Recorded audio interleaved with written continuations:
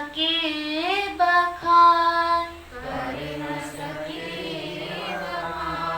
रे भैया कर न सके बखान।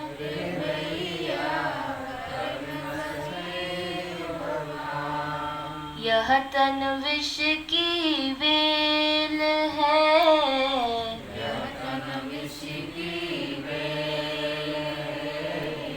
गुरु अमृत की खान। शीश कटाए जो मिले,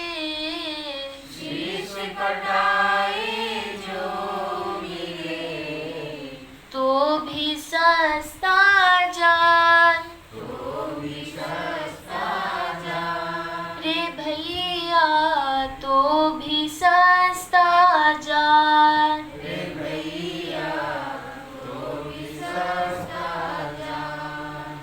ज्ञान गुरु को कीजिए,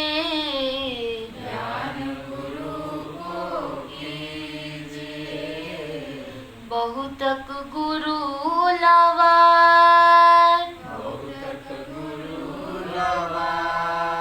अपने अपने लोभ से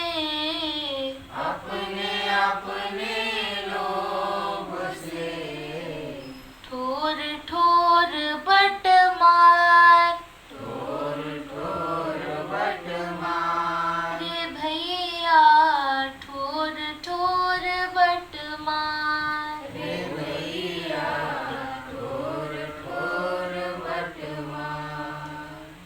जो बतावे साधना,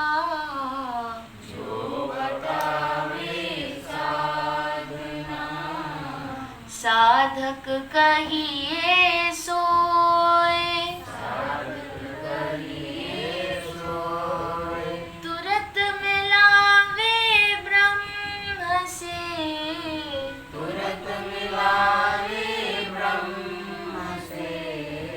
सच्चा सतगुरु सोए, रे भैया सच्चा सतगुरु सोए।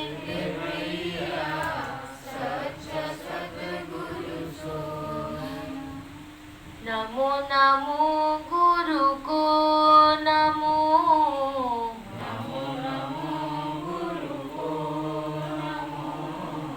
नमो हजारों बार, गुरु के पाए जो लगे,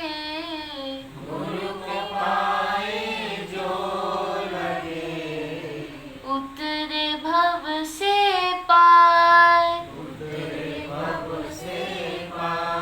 रे भैया उतरे भव से पार।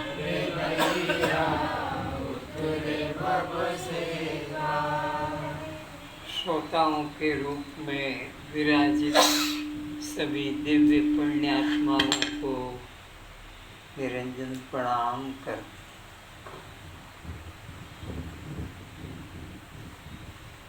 देखा जाता है जगत में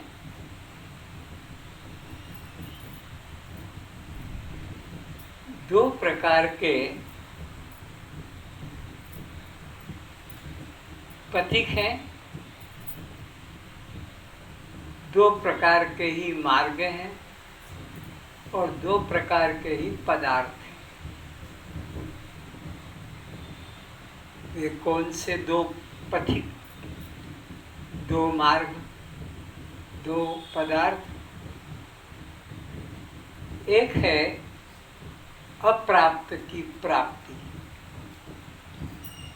जो हमारे पास नहीं है उसे प्राप्त करने में लगे।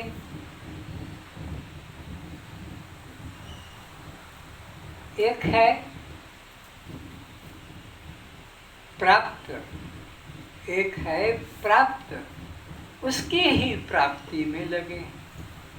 इस प्रकार अप्राप्त की प्राप्ति का मार्ग और प्राप्त से ही फिर प्राप्ति का मार्ग। ये दो प्रकार के मार्ग हैं, दो प्रकार के यात्री हैं। अप्राप्त की प्राप्ति से जो पदार्थ, जो सिद्धि प्राप्त होती है वह कालांतर में जाकर नष्ट हो जाती, वो सदा नहीं रहेगी, एक समय में जाकर नष्ट हो जाती। जैसे जगत, जगत के पदार्थ सब कालांतर में जाकर पूरे पूरे नष्ट हो जाते हैं। नष्ट तो प्रतिक्षण हो रहे हैं पर वो प्रतीत नहीं होते। जैसे घड़ी का, घंटे का कांटा प्रतिक्षण चल रहा है पर वो प्रतीत नहीं होता। सेकंड का कांटा पता लग जाता है, वो झटका दे देकर चलता है। तो वो जो अप्राप्त की प्राप्ति का पदार्थ है वो एक दिन नष्ट हो जाता है। पर जो एक प्राप्त है उसकी ही प्राप्ति में लोग लगे हैं। कोई कर्म मार्ग से लगा है, तो कोई भक्ति मार्ग से लगा है, तो कोई योग मार्ग से लगा है, कोई ज्ञान मार्ग से लगा है। परमात्मा एक ऐसा तत्व है जो नित्य प्राप्त है।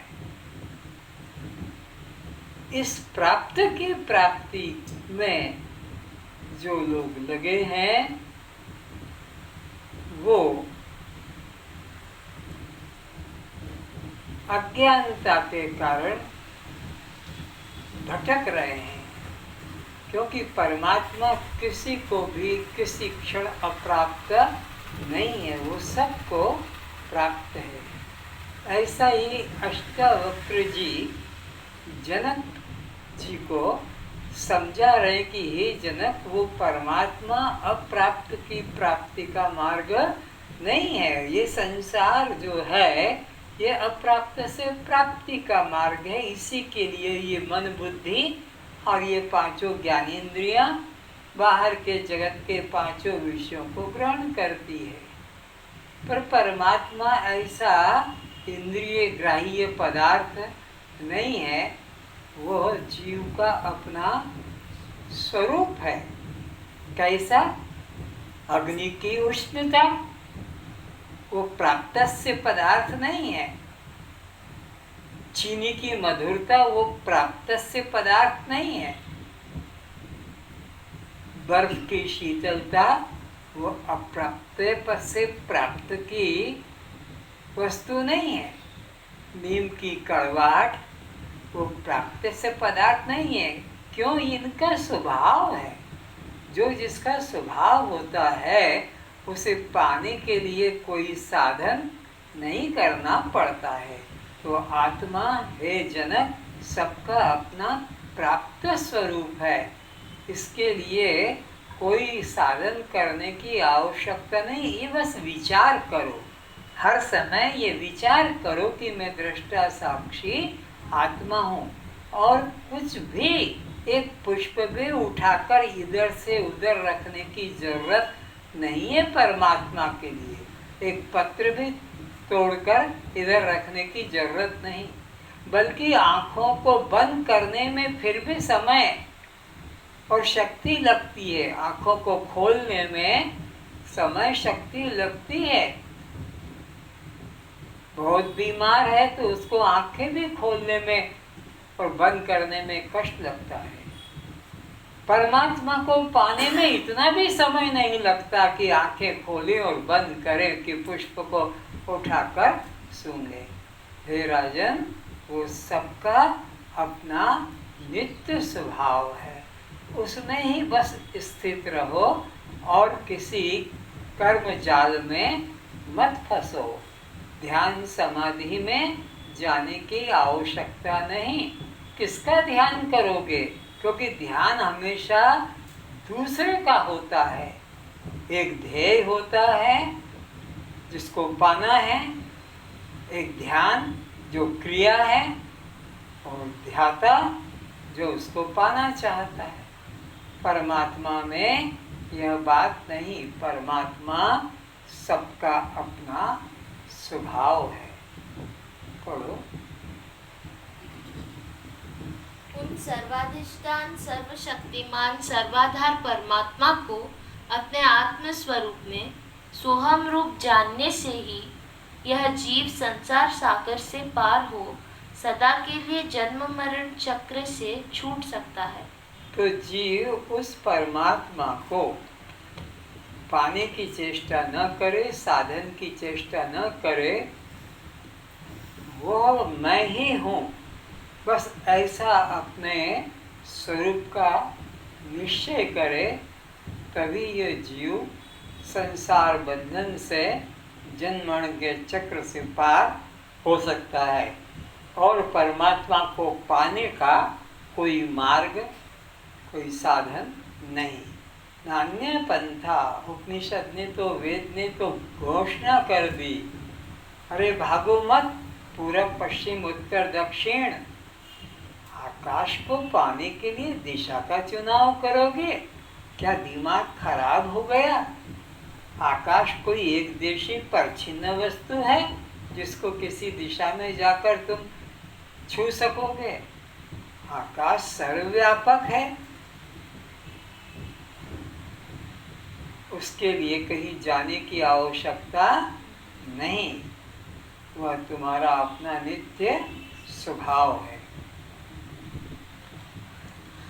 जिसके द्वारा जागृत स्वप्न सुषुप्ति ध्यान समाधि मूर्छा आदि दृश्य प्रपंच को जाना जाता है, वह स्वयं प्रकाश सर्व प्रकाश ब्रह्म मैं ही हूँ। तो वो कौन परमात्मा है, कैसा परमात्मा है, कहाँ परमात्मा है? तो बताया, जिसके द्वारा तुम्हारा ये जो देह संघात, 5 प्राण, 5 उपप्राण, 5 कर्मेंद्रियां और उन कर्मेंद्रियों के 5 वाक पाणी पाद उपस्थ गुदा और 5 ज्ञानेंद्रियां, उनका विषय शब्द स्पर्श रूप रस गंध, और मन बुद्धि चित्त अहंकार, जिसके द्वारा ये 3 अवस्था जागृत स्वप्न सुषुप्ति, जिसके द्वारा अन्नमय प्राणमय मनोमय विज्ञानमय आनंदमय कोश जाना जा रहा है, जो तीनों गुणों का प्रकाशक है, वह ब्रह्म मेरा स्वरूप है, वह कोई अन्य नहीं। ऐसा जो अपने को जानता है, वह ज्ञानी सब बंधनों से छूट जाता है। वही ज्ञानी है। कौन? जो अपने को ऐसा जानता है। कैसा जानता है? कि मैं समस्त देह संघात का प्रकाशक हूँ, मेरे प्रकाश से ही ये 3 शरीर, स्थूल शरीर, सूक्ष्म शरीर, कारण शरीर, मेरी शक्ति से ही ये 3 अवस्था, जागृत अवस्था, स्वप्न अवस्था और सुषुप्ति अवस्था प्रकाशित हो रहे हैं। मेरी शक्ति पाकर ही ये 5 ज्ञानेंद्रियों के विषय और 5 ज्ञानेंद्रियां ये प्रकाशित हो रही है। ऐसा जो अपने को जानता है, असलियत में वास्तव में वही ज्ञानी है। और जो अपने को देह जानता है, नाम रूप जाति वाला जानता है, धन संपत्ति वाला जानता है, पति पत्नी पुत्र पुत्री परिवार वाला जानता है, या ब्रह्मचारी, गृहस्थी, वानप्रस्थी, सन्यासी जानता है, अथवा ब्राह्मण, क्षत्रिय, वैश्य, शूद्र, अथवा पंजाबी, सिंधी, गुजराती, मारवाड़ी, उड़िया, बिहारी, बंगाली जानता है, वो अज्ञानी है, वो महामूर्ख है, वो पशु है। उसको विवेक की आंख नहीं मिली है, इसलिए इस देह संगात को, जिस शरीर में वो रह रहा है, जिस मकान में वो बैठा हुआ, उस मकान को ही मैं मान रहा है। जिस ट्रेन में बैठ गया वो ट्रेन को मैं मानता है, जिस गाड़ी बस में बैठा है वही गाड़ी बस अपने को मानता है, जिस कपड़े को पहनता है वही अपने कपड़े, वही अपना रूप जान लेता है। वो अज्ञानी है। पर ज्ञानी व्यक्ति समस्त देह संघात से पृथक एकमात्र चेतन प्रकाशक है। ऐसा जो जानता है अपने को, वही मुक्त होता है, वही ज्ञानी होता है। मुझसे ही यह सब दिखाई पड़ने वाला नाम रूप जगत उत्पन्न होता है, जिसके शक्ति से यह नाम रूप दृश्य जगत दिखाई पड़ता है, जिसकी शक्ति से ये सूर्य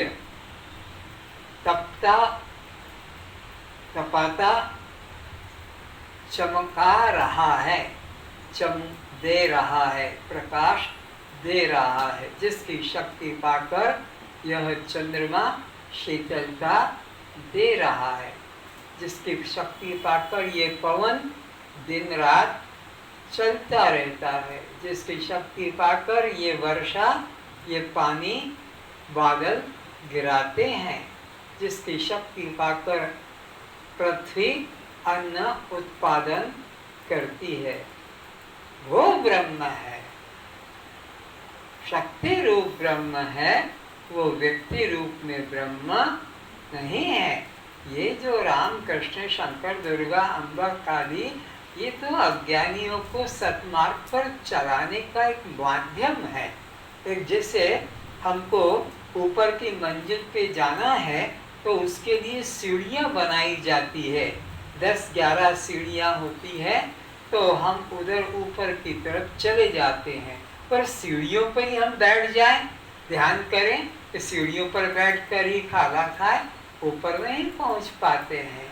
तो ये जो साधन बताए हैं, पूजा पाठ, मंदिर माला, ये तो अज्ञानियों को सत्य पथ पर चढ़ाने के लिए साधन दिया जाता है कि इन साधनों के माध्यम से तुम सतमार्ग पर चल सकोगे। पर ये वास्तविक परमात्मा को पाने का साधन नहीं है। ये तो ऐसे ही जैसे वर्णमाला सिखाने के लिए बच्चों को एक एक अक्षर के आगे एक एक उस संबंध में उसका उच्चारण हो, उस संबंध में एक आकार रख दिया जाता है, जो बच्चे पहले से ही जानते हैं। सब बच्चे आम, अंगूर, केला, संतरा या और घर के सामान को जानते हैं। तो उस बच्चे को वर्णमाला सिखाना है तो बोलो बेटा, अ पर अंगूर, आ पर आम, ग पर गणेश इत्यादि। तो ये ऐसे ही वर्णमाला की तरह बाहर के साधन है, लेकिन असली साधन तो बच्चों को आगे बढ़ाना है। वहाँ फिर रंगीन चित्र काम नहीं करते हैं। तो ये पूजा पाठ, मंदिर माला, ये फिर आगे काम नहीं करते, पहले प्रारंभिक काल में इनका उपयोग है। मेरे में ही सब स्थित रहते हैं तथा मेरे में ही सब लीन हो जाते हैं। तो मुझसे ने आत्मा से, शरीर से नहीं, मुझसे ही सब उत्पन्न होते हैं। चराचर जितना भी संसार है, नाम रूप जड़ अथवा जीव रूप में चेतन, ये सब मेरे से ही उत्पन्न होते हैं, फिर मेरे में ही स्थित रहते हैं। मेरे बिना इनकी कोई स्वतंत्र सत्ता नहीं। अगर पानी ना हो तो बर्फ की कोई स्वतंत्र सत्ता ही नहीं। अगर पानी ना हो तो लहरों की कोई स्वतंत्र सत्ता ही नहीं। तो ये सारा जगत मेरे में ही स्थित है, मुझसे ही स्थित है और फिर मुझ में ही लीन होता है। मैं सबका अधिष्ठान हूँ, सबका कारण हूँ। ये सब अध्यस्त अथवा मेरे कार्य हैं। अध्यस्त की कोई स्वतंत्र सत्ता नहीं। मरुभूमि में अगर बहुत बड़ा जलाशय दिखता है तो उसकी कोई स्वतंत्र सत्ता नहीं। या तुम्हें मंद अंधकार में रस्सी में सांप दिखता है तो उसकी कोई स्वतंत्र सत्ता नहीं।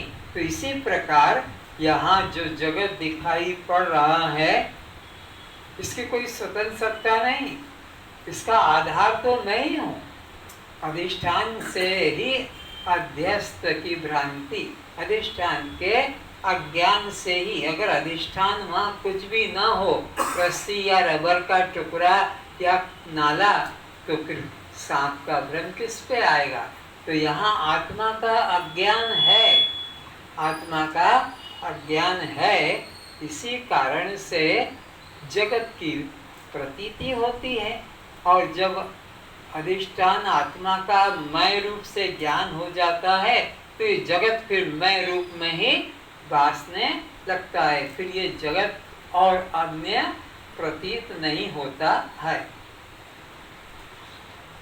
अष्टावक्र जी ने शिष्य जनक को कहा कि इस प्रकार युक्तियों द्वारा इस ब्रह्म का तुम आत्मा रूप से प्रत्यक्ष बोध प्राप्त करो।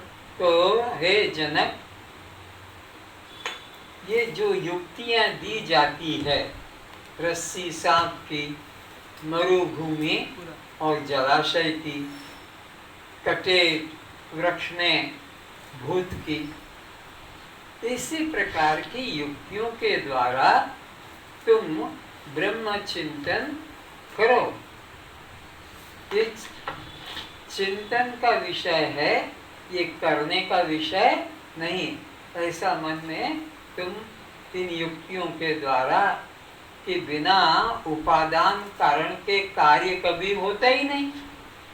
अगर मिट्टी ना हो तो मिट्टी के कोई भी आकृति या बर्तन सामान नहीं हो सकते।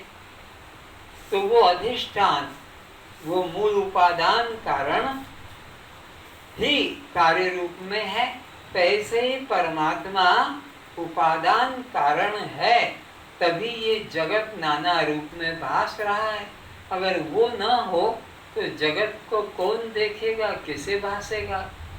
तो वो जो सबको प्रकाशित करने वाला है वो आत्मा परमात्मा मैं हूँ। मेरे द्वारा ही ये तीन शरीर, तीन अवस्था, तीन गुण, पंच कोश, पंच कर्मेंद्री, पंच ज्ञानेंद्री, पंच प्राण आदि सब प्रकाशित होते हैं। तो ऐसा अपने अंदर निश्चय करो कि मेरे द्वारा, मैं किसी के द्वारा नहीं, मेरे द्वारा सब प्रकाशित हो रहे हैं। अगर मैं ना रहूं तो ये कौन 7 दिन की गिनती करेगा? सोमवार से रविवार तक में कौन बताएगा? ये तुम्हारे जनवरी से दिसंबर तक को कौन बताएगा? ये तुम्हारे सूर्य के उदय अस्त को भी कौन कहेगा? ये तुम्हारे अवतार हुए हैं राम कृष्ण आदि, ये कौन कहेगा? तुम ही हो इनके प्रकाशक। तुम्हारे प्रकाश से ये सब प्रकाशित होते। तुम न होते तो ये वेद उपनिषद का भी पता किसको लगता? वेद उपनिषद तो कुछ खुद बोलते नहीं हैं, तो चेतन के द्वारा। तो तुम्हारी महानता, तुम्हारी व्यापकता को तुम समझो किसी पत्थर के आगे हाथ जोड़ के दीन मत बनो। किसी कल्पित देवी देवता की आराधना उपासना मत करो। तुम्हारी तो सब उपासना करके अपना नाम या जीवन चला रहे हैं। तुम न रहो तो न स्वर्ग है, न वैकुंठ है, और न कोई देवी देवता है, न कोई पुण्य और न पाप है। तो तुम अपने को सर्व प्रकाशक, स्वयं प्रकाश, सर्वाधिष्ठान चेतन आत्मा जानो। पश्य भूता विकारान्त्वं भूतं मात्रान्यथार्थतः तत्क्षणात् बन्ध निर्मुक्तः स्वरूपस्थः भविष्यसि। इसको उधर बैठाओ तो कुछ डिस्टर्ब होगा तुम्हारे, तो उसको उधर ही बैठाओ। इतना लंबा तार जो निकाल के दिया हो इस कोने में, उधर हो जाओ। ये तुम्हें बार बार करना पड़ेगा नहीं। तार का कोई फर्क तुम इधर आ जाओ। तार का कोई फर्क नहीं स्वामी। तार का नहीं, आवाज कम ज्यादा स्विच से करो। तो बार बार करना पड़ता है। एक बार निश्चित करके रख दो, उसके हाथ से थोड़ी ऊंचा नीचा होता है। बस स्टैंड वाला माइक नहीं है।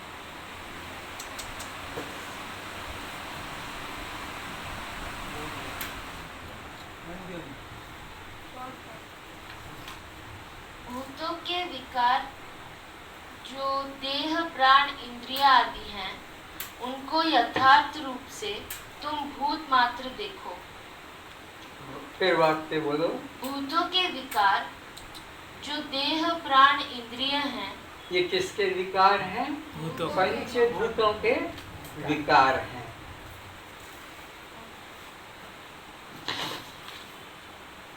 उनको यथार्थ रूप से तुम भूत मात्र देखो। तो इनको भूत मात्र देखो। एक टांग और पीछे हाँ। शरीरों को, आकारों को भूत मात्र देखो। इनकी कोई स्वतंत्र सत्ता नहीं है। जब तुम ऐसा देखोगे तब उसी क्षण शरीर आदि से पृथक अपने आत्म स्वरूप में स्थित हो जाओगे। फिर से जब तुम ऐसे देखोगे, क्या देखोगे? कि सबको भूत मात्र देखोगे, एक भूत के अलावा कुछ भी नहीं है। तब उसी क्षण शरीर आदि से पृथक अपने आत्म स्वरूप में स्थित हो जाओगे। तब फिर तुम जब इन सब शरीरों को एकमात्र भूत रूप में देखोगे, तब इन सब से पृथक सबके प्रकाशक चैतन्य आत्म रूप में स्थित अपने को पाओगे। कि तुम्हारी सत्ता से ये सारा दृश्य जगत प्रकाशित हो रहा है। ये सब भूत मात्र हैं और मैं इनसे अलग इनका प्रकाशक चैतन्य आत्मसत्ता हूँ।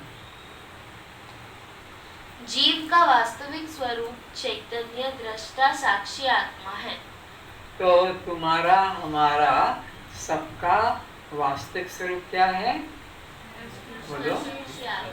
चैतन्य दृष्टा साक्षी आत्मा, ये हमारा सबका वास्तविक स्वरूप है। और जिस रूप में अभी हम पहचाने जाते हैं, ये हमारा वास्तविक स्वरूप, ये तो वह स्थान है जिस स्थान में हम विद्यमान हैं, जिसके माध्यम से हम पहचाने जा रहे हैं। ये वो स्थान है, ये वो वस्त्र है, ये वो शरीर है जिसके अंदर हम विद्यमान रहते हैं। ये हमारा असली परिचय नहीं है।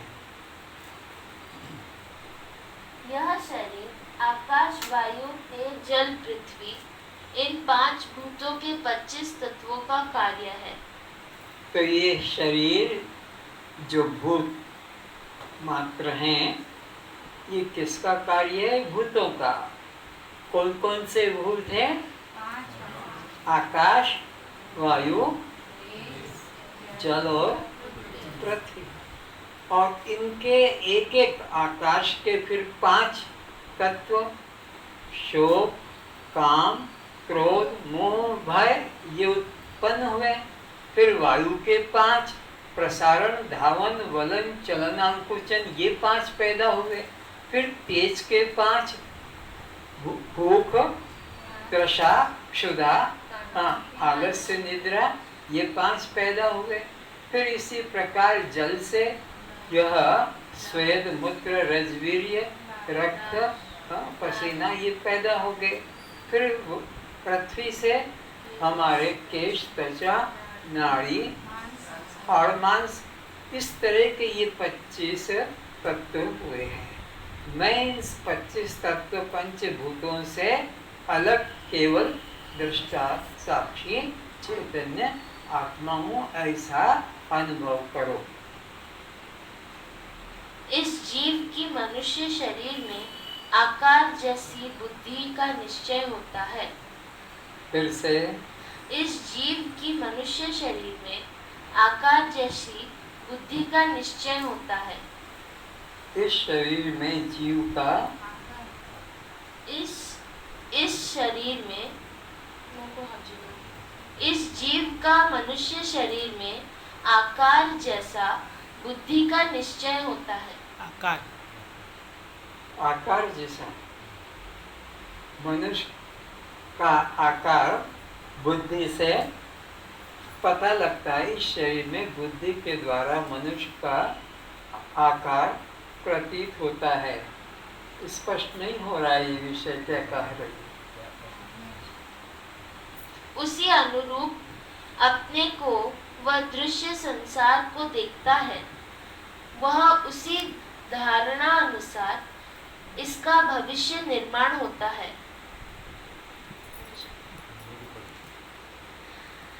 उसी अनुरूप अपने को वह दृश्य संसार को देखता है।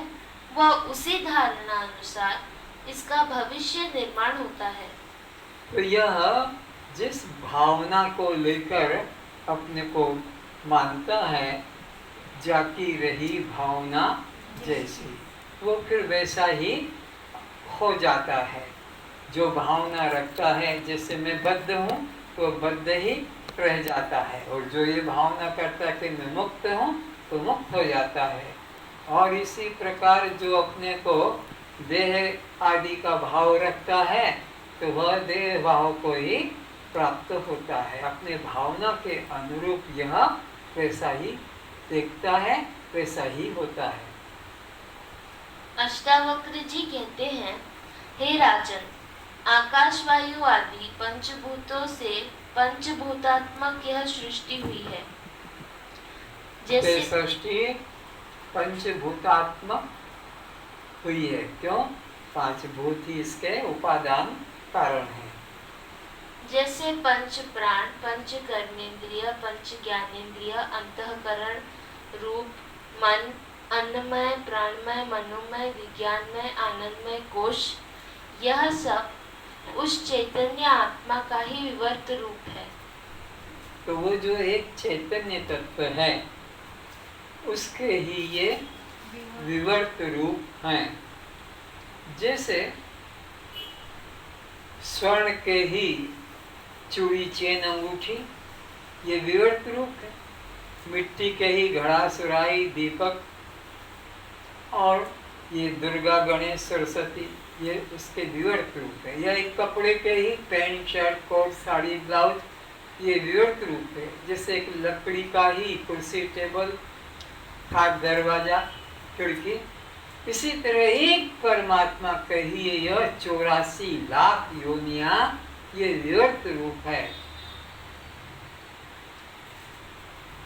जल में रहने वाले जीव, आकाश में उड़ने वाले जीव, जमीन के अंदर रहने वाले जीव, जमीन से पैदा होने वाले जीव, जमीन पर चलने वाले जीव, इस तरह से यह सब उस एक के ही द्वारा उत्पन्न हुए हैं। स्वर्ण अलंकार की तरह एवं माया का परिमाण विकार रूप है। परिणाम स्वर्ण अलंकार की तरह एवं माया का परिणाम विकार मात्र है। हमारी वासना के कारण यह हमें सुंदर, श्रेष्ठ, सुख रूप मालूम पड़ता है।